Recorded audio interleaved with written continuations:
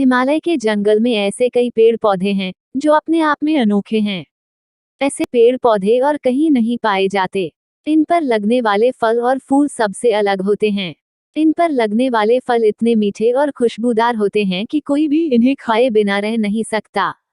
ऐसा ही एक पेड़ नदी किनारे था, जिस पर सारे बंदर अपने राजा के साथ रहा करते थे। बंदरों के राजा का नाम महाकपि था। महाकपि बहुत ही समझदार और ज्ञानवान था।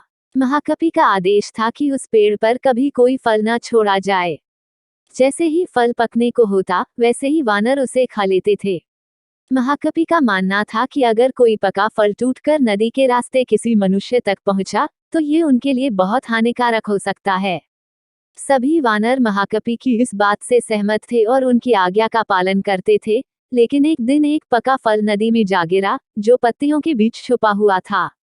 वो फल नदी में बहकर एक जगह पहुंच गया, जहां एक राजा अपनी रानियों के साथ घूम रहा था। फल की खुशबू इतनी अच्छी थी कि आनंदित होकर रानियों ने अपनी आंखें बंद कर ली। राजा भी इस खुशबू पर मोहित हो गया। राजा ने अपने आसपास निहारा, तो उसे नदी में बहता हुआ फल दिखाई दिया। राजा ने उसे उठाकर अपने सिपाहियों को दिया और कहा कि कोई इसे खाकर देखे कि यह फल कैसा है। एक सिपाही ने उस फल को खाया और कहा कि ये तो बहुत मीठा है। इसके बाद राजा ने भी उस फल को खाया और आनंदित हो उठा। उसने अपने सिपाहियों को उस पेड़ को खोज निकालने का आदेश दिया, जहां से ये फल आया था। काफी मेहनत के बाद राजा के सिपाहियों ने पेड़ को खोज निकाला। उन्हें नदी किनारे वो सुंदर पेड़ नजर आ गया।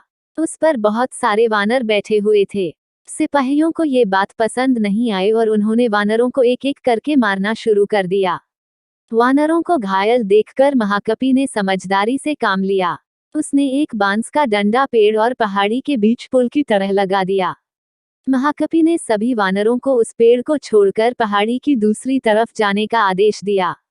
वानरों ने महाकपि की आज्ञा का पालन किया और वो सभी बांस के सहारे पहाड़ी के दूसरी ओर पहुंच गए। लेकिन इस दौरान डरे सहमे बंदरों ने महाकपि को बुरी तरह से कुचल दिया।